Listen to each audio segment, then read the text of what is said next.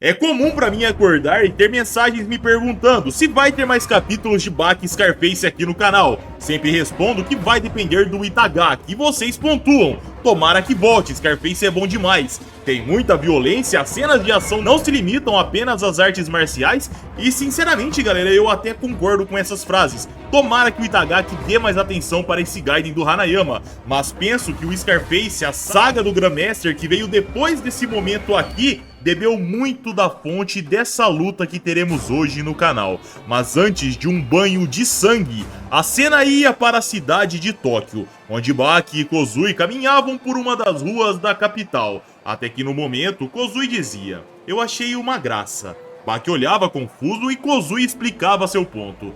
"Achei uma graça você ter me chamado para um date, Baki." O campeão olhava sem graça, pois foi recentemente no torneio máximo que ele havia dado um novo passo para sua relação com Kozui. Até que ele questionava: "Você está dizendo que é difícil para mim convidar alguém para sair? Sabe, somos vizinhos, então é difícil, né?" Kozui questionava: "Isso quer dizer que você já pensou em me convidar para sair antes, Baki?" Baki pensava um pouco e respondia: "Sim, eu já pensava nisso antes. Há muito tempo para falar a verdade." Kozui se surpreendia, se recompunha e pontuava: "Você é bom lutando e se divertindo, sabia?" Só que nessa hora, galera, um rapaz na rua dizia: "Ei, vocês aí, casalzinho, esperem um pouquinho." Baki e Kozui ignoravam e à frente aparecia mais 3 folgados impedindo eles de seguir caminho. E um deles questionava: "Ei, moleque, por que você não para quando alguém te chama? Mal educado pra porra, hein?" Outro ao fundo amenizava: "Com licença, casal, vocês se importariam de responder algumas perguntinhas sobre a juventude hoje em dia nessa bela cidade?" Nessa hora, o homem que havia os chamado ao fundo chegava abraçando o Baki e comentava: "Oh, só de te abraçar dá pra ver que você tem uma boa construção muscular." O outro que havia dito sobre as perguntas dos jovens novamente questionava com um sorriso no rosto, mas dessa vez puxando um canivete: "Meu querido, você se importaria de mostrar o que tem na sua carteira? Desculpa pela inconveniência, mas é pra pesquisa, sabe?" Baki o encarava, firmava seu olhar e apenas aquilo afastava os 3 que o olhavam no olho. Em seguida, o rapaz dizia: "Estamos indo, Kozui, está tudo bem." Os 3 delinquentes saíam da frente. O outro que abraçava Baki tinha seu pulso segurado, em seguida girado no ar e colocado em pé. Na frente do cara, Baki pegava a touca do folgado, a ajeitava e sorria. Em seguida, partia deixando o quarteto de folgados ao fundo. E por mais que aquele date havia começado conturbado, galera, Baki e Kozui naquele dia foram para um restaurante, se alimentaram, conversaram bastante. Depois foram para uma sorveteria e conversaram ainda mais. Quando a noite chegava em Tóquio, Baki e Kozui voltavam pelas ruas vazias. No momento, eles tocavam suas mãos. Baki, inimigo do desenrolo, segurava a mão de Kozui forte demais e a coitada sentia dor, mas não dizia nada. Baki olhava confuso, ainda não percebia, e depois de um tempo ela dizia com um sorriso sem graça no rosto: "Então, Baki, a minha mão tá doendo." Baki soltava se desculpando e Kozui sabia que ele não tinha feito por mal. Então ela segurava a mão de Baki e o carinho que ela sentia pelo rapaz só se intensificava. Mas enquanto o casal andava pelas ruas, nos era mostrado alguém os olhando de longe. Era Spec, que novamente havia saído da prisão para dar uma volta. Ou melhor, saiu de seu dormitório, pois Spec havia domado a polícia metropolitana de Tóquio, que não podia fazer nada para controlá-lo. Spec começava a se dirigir na direção do casal, e Kozui comentava lá na frente: "Então, Baki, naquela vez na arena subterrânea, aquela coisa que você fez, sabe, eu penso muito sobre aquilo. Por que tal coisa aconteceu?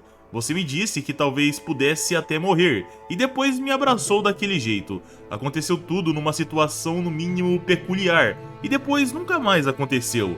Baki entrava na frente de Kozui e dizia: "De fato eram circunstâncias especiais. Aquilo nunca aconteceu antes comigo. Você, inclusive, é a primeira mulher que eu confio desde a minha mãe, e é a primeira vez que eu interajo com o sexo oposto." Os caras vão falar assim agora, pô: "Ah, então o Baki interagia com o sexo igual dele." Certeza. Kozui se surpreendia até que era segurada por Baki e puxada. Primeiro ela recebia um beijo na testa, depois era beijada devidamente. Enquanto isso, Speck vinha se aproximando mais e mais, como um predador. Ele sorria, adorava aquele momento que ele estava prestes a estragar, adorava a situação de lazer que ele estava prestes a levar terror. Até que de repente, galera, Speck travava, e ao olhar para Baki, ele via um leve brilho nos olhos do rapaz, firmando seu olhar. Mesmo enquanto beijava Kozui, ele não havia baixado sua guarda.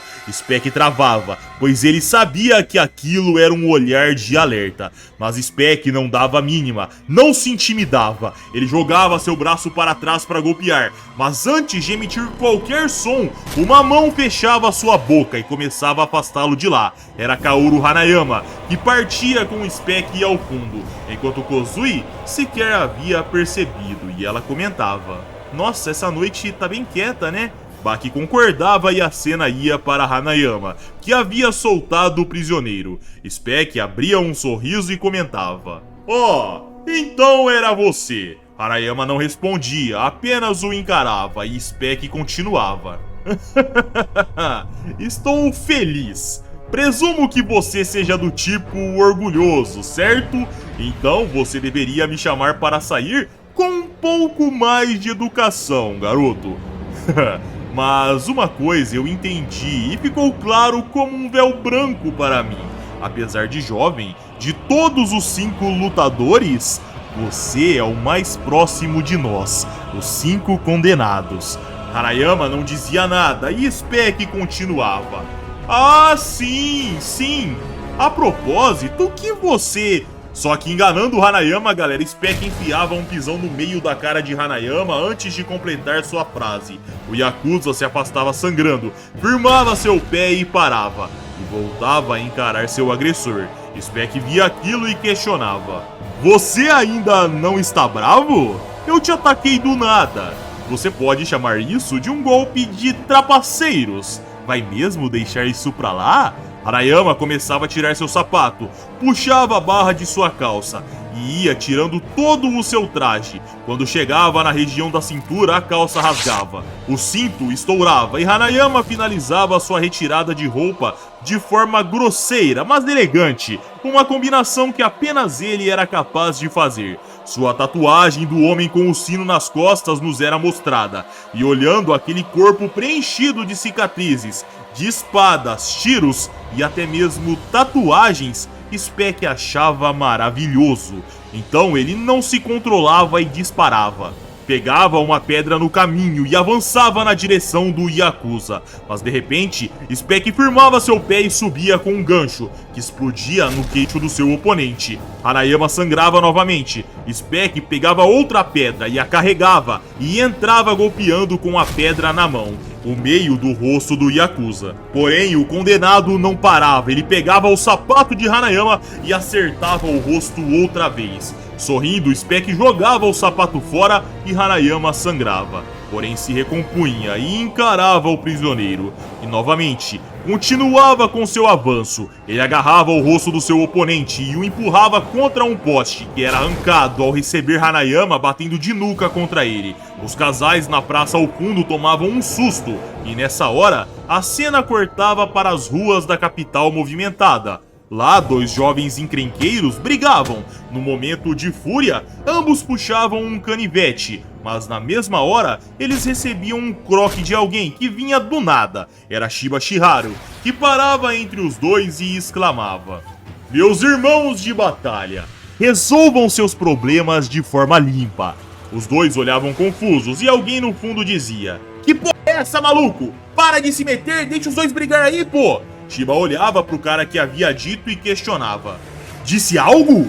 O rapaz tremia na hora e respondia não. Shiba se virava para os dois novamente, acendia seu isqueiro, assoprava a fumaça e declarava: "Mesmo hoje em dia, uma luta entre 2 homens deveria ser feita com as próprias mãos. E aí, como vai ser?" Um dos que brigava respondia: "Embora essas sejam palavras sábias, hoje em dia ser justo só te leva à derrota. Talvez não seja nem isso, só seja o fato de que gostamos de arriscar nossas vidas e faremos de tudo para sair por cima numa briga. Shiba nessa hora dava uma cabeçada na cara do rapaz e pontuava: então essa é a sua natureza. Me diga, onde está a sua honra? A honra só vem com a verdadeira vitória. Mesmo que esteja sozinho, mesmo que os tantos gritos te abandone, você deve buscar ser honrado. Com esse entusiasmo equivocado para os dias de hoje e um coração confiante, você ganha poder para seus punhos e daí criará novas oportunidades para lutar com honra. Entenderam, porra? Os rapazes tremiam e respondiam: sim, senhor, nós entendemos e lamentamos o ocorrido. Shiba sorria e comentava: então até caras como vocês entendem que lei é lei. Então agora que já entenderam, é bom andarem na linha. Os dois suavam frio ao perceber que haviam feito um pacto com Shiba Shiharu sem que tivessem percebido. A cena cortava nessa hora para um banco da praça sendo arrastado e erguido. Era Spec, que avançava na direção de Hanayama e o acertava em cheio, no meio da cabeça. Os dois casais que estavam lá olhavam assustados, pois Hanayama, mesmo sendo acertado por um banco, ainda erguia seus punhos em guarda, recebendo tudo que seu oponente tinha para jogar nele. Spec sorria e provocava: vamos lá, acorda, rapaz! Spec pegava o ferro do banco que estava em sua mão e Hanayama apenas o encarava aguardando. O prisioneiro começava a se aproximar e questionava: me diga, você já está irritado agora? Hanayama não respondia, apenas firmava seus punhos direito e esquerdo, e Spec continuava: sabe, me deu vontade de apostar com você para resolver tudo num único golpe. Quem vencer, venceu. Spec erguia a chapa de ferro do banco e continuava: mas infelizmente, é isso aqui que eu vou usar para dar o meu golpe. Não, estou brincando. No fundo, acho que você entende minhas palavras, garoto. Eu não usaria armas tão perigosas para ferir meu oponente. Não, estou brincando de novo. Sabe, se eu uso uma arma, isso significa que apenas estou querendo pegar leve com meu adversário. Spec abria seus braços, começava a fechar seu punho e na mesma postura de Hanayama, ele questionava: está surpreso, garoto?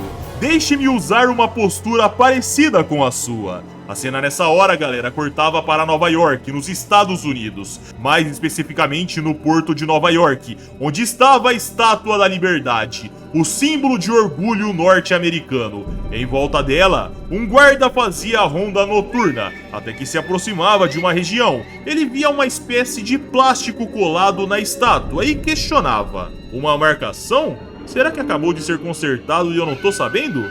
Bom, vamos dar uma olhada no que fizeram aqui. Só que ao puxar o plástico, galera, o policial olhava assustado e exclamava: Jesus Cristo!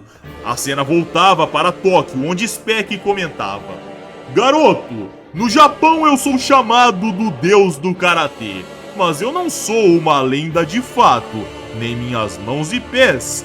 Mas com toda certeza, essas minhas armas podem destruir os deuses. A cena cortava para Nova York novamente, onde o local demarcado estava preenchido de punhos. Punhos esses que eram de Spec. De repente, uma rachadura começava a surgir e se ramificar. O guarda prontamente puxava um rádio e alertava: estação! Rápido, é uma emergência! Informe nossos superiores o mais rápido possível. O símbolo americano foi destruído.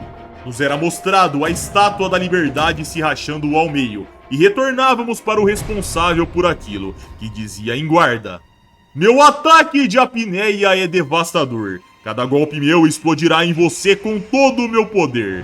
Tente lidar com isso. Spec avançava e golpeava. A cena novamente cortava para a Estátua da Liberdade, sendo preenchida de rachaduras, enquanto a equipe de reparo passava cabos de aço para tentar segurar o monumento gigante. Com chapas de ferro, cordas e o árduo esforço humano, eles amarravam o máximo que podiam, usavam as engrenagens do cabeamento ao seu favor e começavam a fechar os danos causados por Spec. Ao terminarem, um superior se aproximava dos trabalhadores e dizia: Senhores, gostaríamos de expressar nossa gratidão por vocês.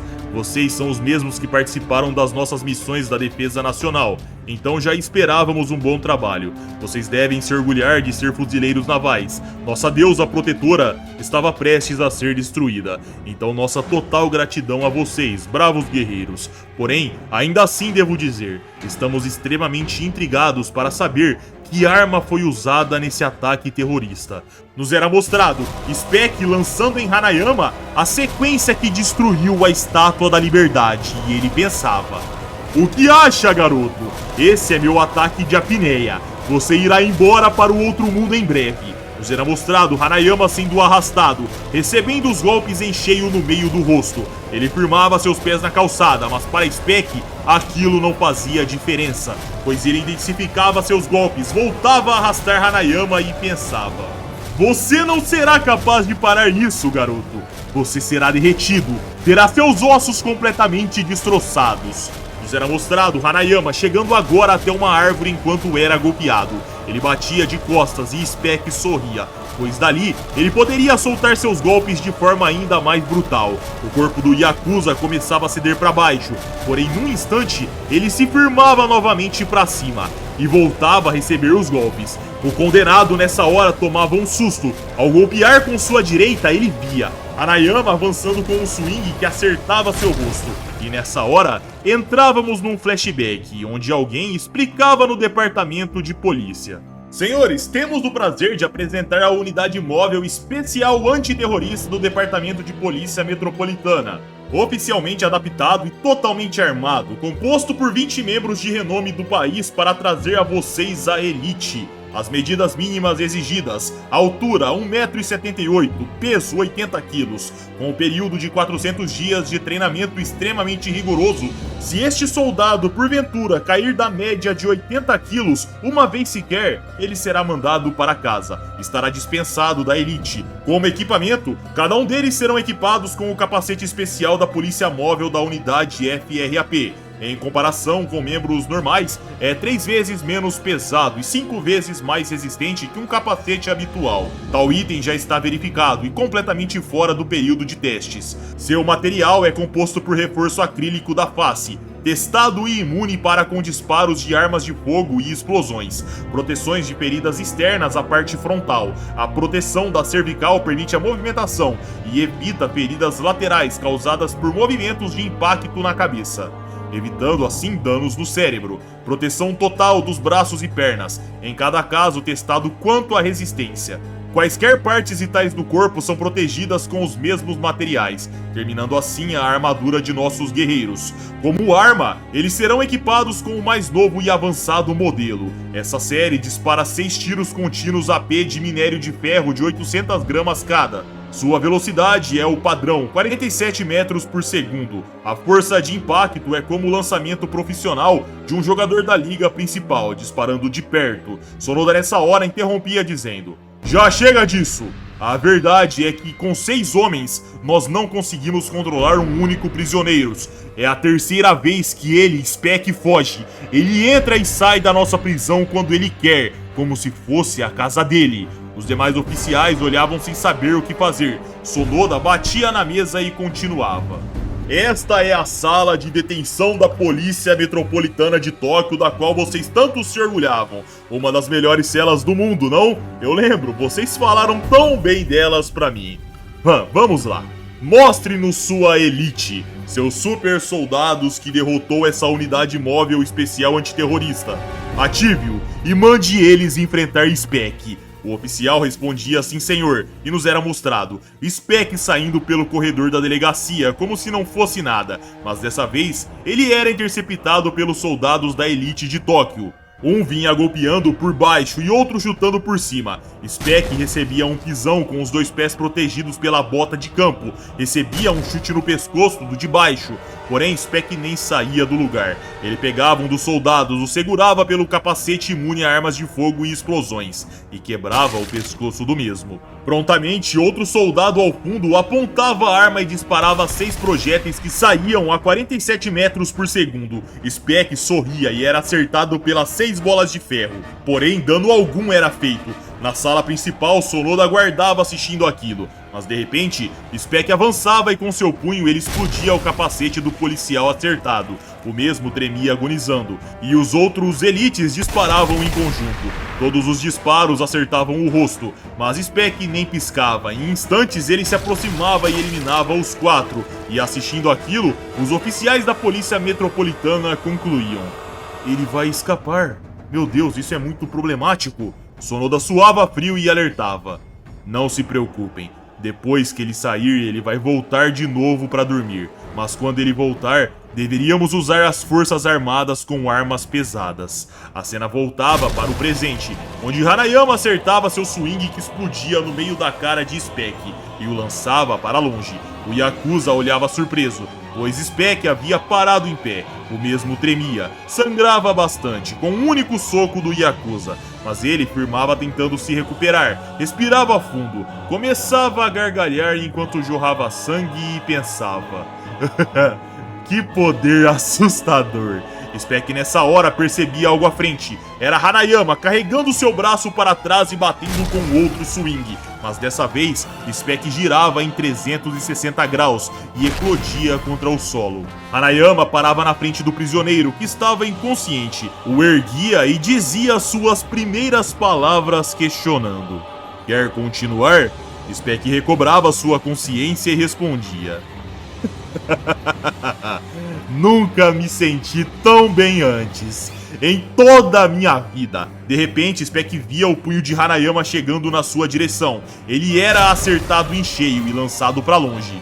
O condenado rolava pro outro lado da pista de passeio e Hanayama novamente vinha na sua direção. O erguia segurando pelo colarinho e questionava mais uma vez: quer continuar?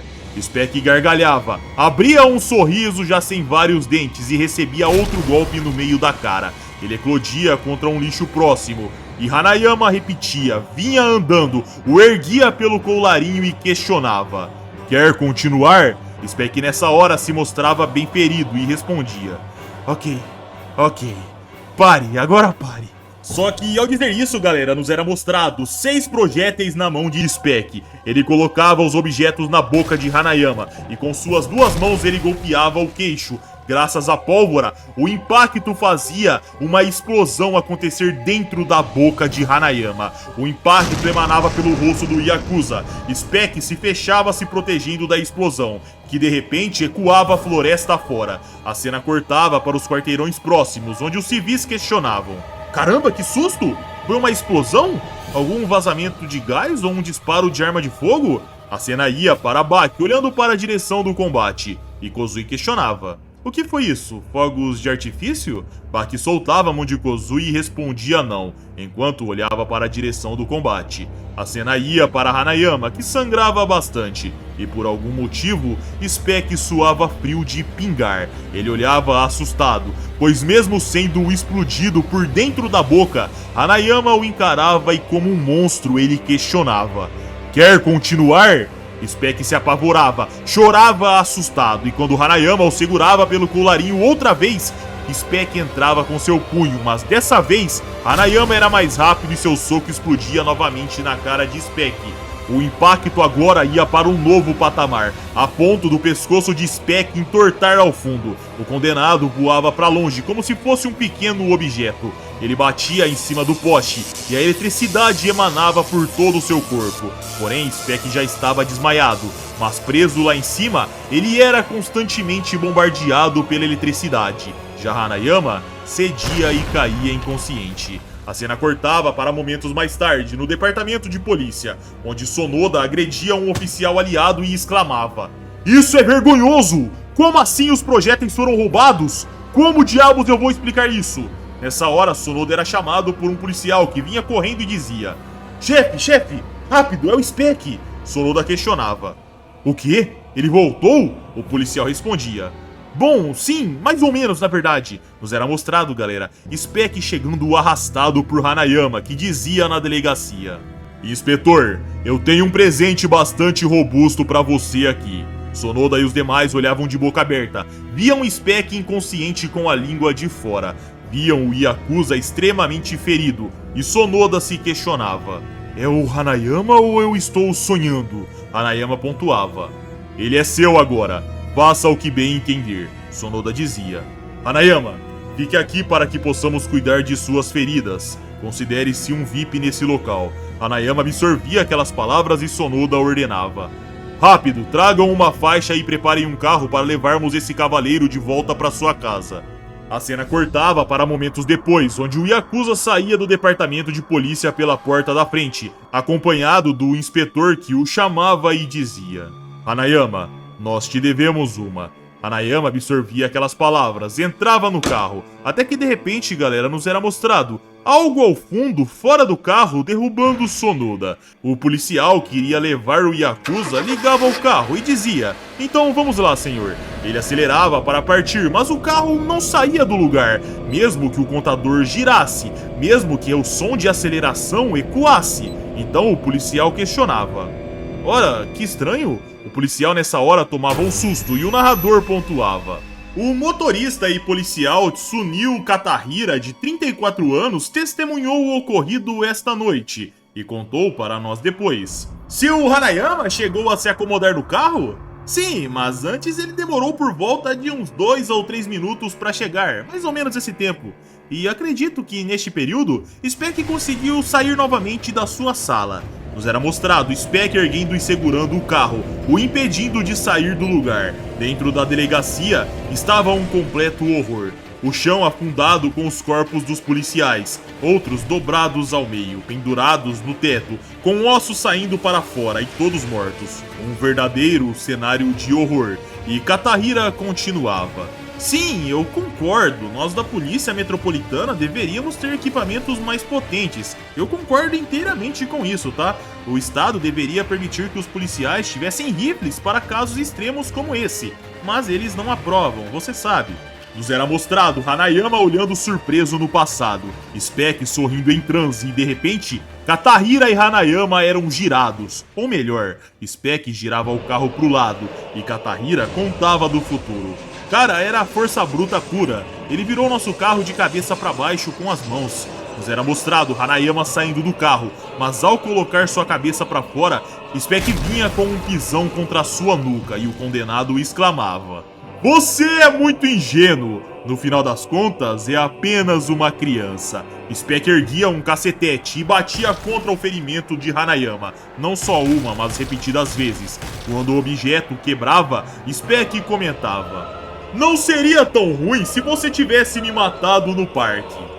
Speck jogava o objeto fora enquanto Hanayama se levantava. Prontamente o Yakuza se virava com um swing, só que com um revólver apontado para baixo, Speck atirava no joelho de Hanayama. Em seguida repetia o disparo repetidas vezes, mas nada saía. O Yakuza caía e Speck dizia: Você deveria saber, nossa luta não é uma partida comum, é um encontro até a morte. Speck jogava a arma fora, se aproximava e continuava: Escute, garoto, não estamos brigando entre nós enquanto nos divertimos, tá? Para alguém como eu que vive nas sombras. Speck puxava outro revólver, chutava o corpo do seu oponente e continuava dizendo: A luta antes de tudo. Speck atirava no outro joelho de Hanayama, sorria, segurava o Yakuza pelo braço e continuava: Antes de tudo, se resume em matar ou ser morto, sem respeito a nenhuma regra. Trapaças, facadas nas costas, armas, está tudo bem se você usar essas coisas. Íamos para o futuro, onde Katahira contava. Cara, naquela hora ele deixou um espaço vazio, uma distância mais ou menos assim, entre a cabeça dele e o asfalto, uns 10 centímetros no máximo. Você já ouviu falar, né, do velho truque dos karatecas para ter o sucesso no Tameshi Wari. Eles deixam um espaço vazio entre a pedra e o suporte, e com esse truque até um amador pode quebrar uma pedra facilmente. Na verdade, é o impacto com o suporte que realmente quebra a pedra, é isso que dá a potência. Mas o Speck fez isso com o concreto e a cabeça de um homem. Na hora que o impacto ecoou, cara, fez um som horrível, foi tipo crash ou crash, sei lá. Foi assustador, asqueroso, eu tive vontade de vomitar por causa de tanta brutalidade. Sério, foi terrível, cara. Nos era mostrado Speck repetindo incontáveis pisões contra o rosto de Hanayama, e Katahira continuava contando do futuro. Como é? pode dizer de novo? Se eu pensei que ele tinha matado o Hanayama, é isso que você disse? Cara, foi mal, mas estamos falando da mesma pessoa? Katahira suspirava, coçava a cabeça e continuava dizendo: Ah, bem, então, você pelo jeito não entende muito bem das coisas, né, cara? Estamos falando de Kaoru Hanayama. Não, de verdade, não leve isso aqui como zombaria, eu entendo sua pergunta. É normal perguntar esse tipo de coisa. Mas é o Hanayama, você entende isso, né? O Hanayama. Nos era mostrado Spec colocando o revólver na boca de Hanayama. Só que nessa hora, Hanayama se lembrava da vez que Yujiro o espancou no passado. E Spec finalizava exclamando: Tenha bons sonhos, bebê! Ele disparava, só que Hanayama virava a cabeça pro lado e Katahira contava do futuro. Hanayama o deixou atirar na hora, mas atravessou o músculo da sua bochecha. Eu não pude acreditar mesmo vendo aquilo com meus próprios olhos. Nos era mostrado Hanayama puxando o pé de Spec e o derrubando. Em seguida, o Yakuza avançando para a montada. Spec jogava a arma no rosto do Yakuza e Katahira continuava contando. Então, ele veio na direção do Spec como um cavalo louco. Poderíamos dizer na hora que parecia duas crianças brigando. Spec tentou contra-atacar, é claro, mas o que aconteceu com ele foi terrível, pois foi a vez dele suportar o bom e velho truque de quebrar a pedra. Nos era mostrado Hanayama soltando as marretadas e Katahira continuava. Olha, eu sou um policial, então obviamente ouvi nas ruas sobre as façanhas lendárias do famoso Yakuza Kaoru Hanayama. Mas a coisa é totalmente diferente quando a gente o vê agindo com nossos próprios olhos. Como eu posso dizer isso pra você entender? Cara, ele tava irradiando uma aura de puro poder bruto, sabe? Como policial, eu sei que não deveria dizer o que estou prestes a falar, mas esse Yakuza é realmente um homem incrível. É apenas uma simples admiração, mas não posso deixar de pensar isso. Deve ser incrível ser um assassino que luta nas ruas, policial ou não, despertou meu espírito guerreiro. Deve ser o meu lado mais doentio falando aqui. Mas quantas vezes Hanayama acertou Spec? Sinceramente, eu não sei. Mas sei que o vencedor da luta parecia óbvia naquela altura. Mas foi então que Spec fez algo estranho. Ele tampou seus olhos com a mão esquerda, e em uma fração de segundo que Hanayama parou de golpeá-lo, Spec jogou aquilo. Eu entendi o que estava acontecendo imediatamente. Aquele clarão mais brilhante que o sol, nós da polícia sabemos muito bem o que é isso. Nós usamos granada de luz uma vez durante um sequestro de ônibus, e não importa qual seja a arma do sujeito. Acredite, eles não serão capazes de fazer nada, além de se curvar e ficar lá. O flash é tão intenso que o corpo para de responder, é um reflexo de sobrevivência. Porém, cara, Kaoru Hanayama sequer piscou, que loucura! Ele apenas pareceu surpreso. Infelizmente, ele estava completamente cego naquela hora, mas mesmo assim ele golpeou. Só que seu alvo desviou. Spec na hora girou para as costas, sabe? Ele deve ter ficado realmente encurralado ali, considerando o quanto ele adora usar armas. Afinal, seu oponente não parava, e foi ali que ele provou isso. Contra Hanayama, seu único ponto fraco não era armas, então ele precisaria usar seu próprio corpo. Com um mata-leão, ele apertou com toda a força. Sabe, na nossa profissão somos obrigados a praticar judô, e uma coisa eu posso te garantir: não há como escapar de uma finalização perfeitamente encaixada. Bom, o que eu quero dizer é que não existe técnica que permita que você escape dessa finalização. Cara, só pra te falar, eu usei a palavra técnica de propósito agora, tá? Nos era mostrado Hanayama erguendo um de seus braços até o braço de Spec e Katahira continuava contando. Eu usei a palavra técnica porque não houve nada técnico no que vi a seguir. A pressão que as mãos de Hanayama podem exercer não é mensurável com um dinamômetro, cara. Dizem por aí que ele consegue até rasgar um baralho de cartas com apenas 2 dedos. Entende isso, cara? 2 dedos. 2 dedos ele rasga um baralho de cartas. Você pode imaginar isso? Eu sei que certas pessoas nascem com aptidões incríveis, mas ele, os próprios deuses devem ter criado aquelas mãos. Nos era mostrado Hanayama abrindo e rasgando o braço de Spec, esse que sentia uma dor imensurável. O homem que havia quebrado a Estátua da Liberdade largava o mata-leão, enquanto Katahira continuava contando. E pensar que ele explodiu o braço do Spec com apenas o poder nas mãos. Cara, eu te disse, nada era técnica. Mais tarde me disseram que eles deram um nome para esse aperto de Hanayama. Chamaram de Vice Grip. Na hora, Speck sequer entendeu o que aconteceu, ficou maluco com toda certeza.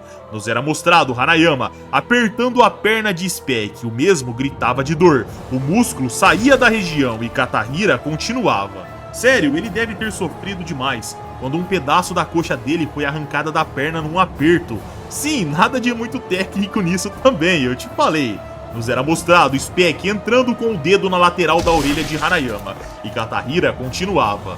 Pois é, cravou na orelha dele. Speck enfiou o dedo no meio da orelha do Hanayama. Provavelmente pode até ter atingido seu cérebro, mas o Hanayama ainda não havia terminado, cara. E quanto à garganta do Speck, parece que não há tratamento possível para o que aconteceu depois. O Hanayama praticamente esmagou completamente tudo o que ele apertou naquela região. No final, você quer adivinhar qual deles se levantou? Sim, eu sei, ele tinha balas nos joelhos, mas mesmo assim, ele se levantou tranquilamente, cara. Agora você entende que tipo de homem é Kaoru Hanayama? A cena cortava para dias depois, onde Speck estava internado na UTI. Lá um médico dizia: verdadeiramente não entendo. Nos primeiros dias ele parecia ter 50 e poucos anos, e hoje fiquei sabendo, graças ao seu registro, que ele tem 97 anos de idade. Sem falar nessas mudanças físicas, ele certamente parece ter sua idade real agora. Um médico jovem questionava ao lado: doutor, você já ouviu falar de um caso como esse? Que coisa mais anormal, não? O médico veterano respondia: não, nunca ouvi falar. Este é um caso excepcional. Mas parando pra pensar, em 1976, na costa da Califórnia, um caçador de tesouros chamado Jack Lee Beyond descobriu um navio naufragado que ele estava procurando há mais de 30 anos. O barco foi chamado de Sancray. Tinha afundado em 1844 e era um navio inglês, contendo mais de 200 baús. Eles estavam cheios de ouro e pedras preciosas. O valor estimado do tesouro naquela época era superior a 67 bilhões de ienes. E você sabe o que Beyond contou aos jornais daquela época? Ele disse: não sei porquê, mas quando vi todos aqueles tesouros brilhando, eu gozei na hora. Obviamente, quando as notícias saíram, todos acharam que era uma piada, algo de mau gosto. Mas pouco tempo depois, essa frase ganhou um significado totalmente diferente. Ele faleceu, simplesmente de velhice. Esta notícia surpreendeu toda a sua tripulação. Passaram-se apenas 14 dias após a sua descoberta. Sua esposa, que morava com ele há 20 anos, foi a primeira a descrer da causa da sua morte. Um pouco mais tarde, foram os médicos da sua seguradora de vida que trouxeram à luz a surpreendente verdade. Jack Lee Beyond, aquele sujeito de meia idade que estava poucos dias atrás vivo e saudável e que navegou pelos mares, morreu aos 88 anos. Claro, isso é só uma história. O doutor mais jovem questionava: mas você acredita nisso, doutor? O doutor veterano respondia: bom, digamos que o Speck pode ter encontrado o seu tesouro agora. E dessa forma, galera, com o Speck entre um fio da vida e da morte, o vídeo vai chegando ao fim. Eu espero verdadeiramente que vocês tenham curtido esse vídeo. A minha voz não tá muito boa nesse vídeo, eu tô me recuperando ainda de uma gripe, eu tava morrendo de febre até momentos antes, porém tô aqui fazendo uma força pra gravar pra vocês e espero que tenha ficado bom. Pessoal, é isso, se curtiram o vídeo, like pra ajudar o canal, se inscrevam se ainda não forem inscritos e caso queiram vídeos exclusivos é só virar membro do nosso canal. Minhas redes sociais vai estar aqui na tela caso queiram me seguir e é isso aí, pessoal, eu tô indo nessa, um abraço, fiquem com Deus e tamo junto.